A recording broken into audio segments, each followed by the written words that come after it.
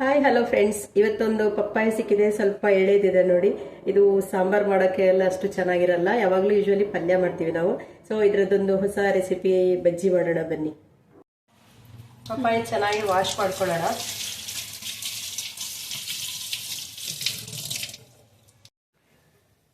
ಎಷ್ಟು ಎಳೆದಿದೆ ನೋಡಿ. ಇವಾಗ ಬೀಜ ಎಲ್ಲ ತೆಗಿಯೋಣ. ಇದರದ್ದು ಬೀಜ ಎಲ್ಲ ತೆಗೆದ್ಬಿಟ್ಟು ಈ ಥರ ನೀರೆಲ್ಲ ಹಾಕೋಣ. ಸಿಪ್ಪೆ ಎಲ್ಲ ತೆಗಿಬೇಕು ಇದರದ್ದು.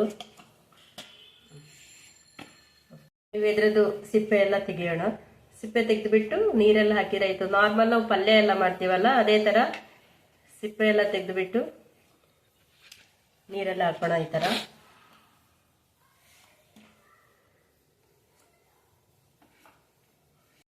ಯೂಶ್ವಲಿ ಮಕ್ಕಳೆಲ್ಲ ಅಷ್ಟು ಪಪ್ಪಾಯಿ ತಿನ್ನೋದಕ್ಕೆ ಇಷ್ಟಪಡಲ್ಲ. ಅವಾಗ ಈ ಥರ ಸ್ವಲ್ಪ ಡಿಫ್ರೆಂಟ್ ಆಗಿ ಯಾವಾಗಾದ್ರೂ ರೇರ್ ಆಗಿ ಈ ಥರ ಬಜ್ಜಿ ಮಾಡಿ ಕೊಡ್ಬೋದು. ಒಂದ್ಸರಿ ನೀವು ಟ್ರೈ ಮಾಡಿ ನೋಡಿ. ಈಗ ಈ ಥರ ತೆಳ್ಳಗೆ ಕಟ್ ಮಾಡ್ಕೊಳ್ಳೋಣ.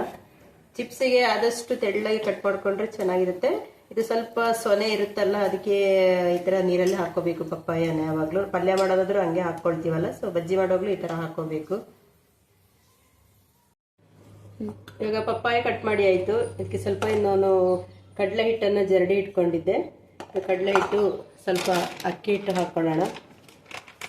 ಕ್ರಿಸ್ಪಿಯಾಗಿ ಚೆನ್ನಾಗಿ ಬರಲಿ ಅಂತೇಳಿ ಅಕ್ಕಿ ಹಿಟ್ಟು ಜಾಸ್ತಿ ಹಾಕೋಬೇಕು. ಚಿಲ್ಲಿ ಪೌಡರ್ 2 ಸ್ಪೂನ್ ಹಾಕ್ತಾ ಇದ್ದೀನಿ. ಸ್ವಲ್ಪ ಅರಿಶಿನ ಹಾಕ್ತಾ ಇದ್ದೀನಿ.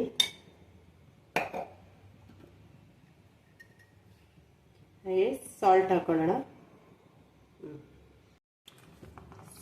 ಸ್ವಲ್ಪವೇ ನೀರು ಹಾಕ್ಕೊಂಡು ಇವರೆಲ್ಲ ಚೆನ್ನಾಗಿ ಮಿಕ್ಸ್ ಮಾಡ್ಕೊಳ್ಳೋಣ. ಇಷ್ಟು ಕನ್ಸಿಸ್ಟೆಂಟ್ ನೋಡ್ಕೊಳ್ಳಿ, ಇಷ್ಟಿರಲಿ. ನಾನಿಲ್ಲಿ ಕೋಕೋನಟ್ ಆಯಿಲ್ ಯೂಸ್ ಮಾಡ್ತಾ ಇದ್ದೀನಿ. ಆಯಿಲ್ ಬಿಸಿ ಆಯ್ತು ನೋಡಿ. ಇವಾಗ ಒಂದೊಂದೇ ಈ ಥರ ಡಿಪ್ ಮಾಡ್ಕೊಂಡು ಹಾಕೊಳ್ಳೋಣ.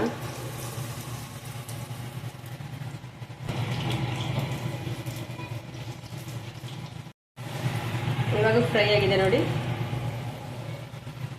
ಇಷ್ಟು ಫ್ರೈ ಆದರೆ ಸಾಕಿದು.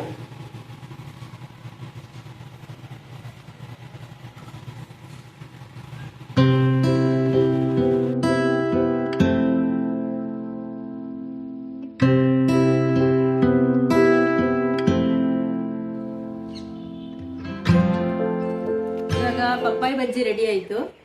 ಇದು ನೋಡೋಣ, ಟೇಸ್ಟ್ ಮಾಡೋಣ. ಕ್ರಿಸ್ಪಿಯಾಗಿ ತುಂಬ ಚೆನ್ನಾಗಿದೆ. ಪಪ್ಪಾಯಿ ಅಂತ ಅನ್ಸೋದೇ ಇಲ್ಲ, ನಿಜವಾಗ್ಲೂ ಪಪ್ಪಾಯಿ ಅನಿಸ್ತಾ ಇಲ್ಲ. ಸೊ ಎಳೆದಿದ್ರೆ ನೀವು ಒಂದ್ಸರಿ ಟ್ರೈ ಮಾಡಿ ನೋಡಿ.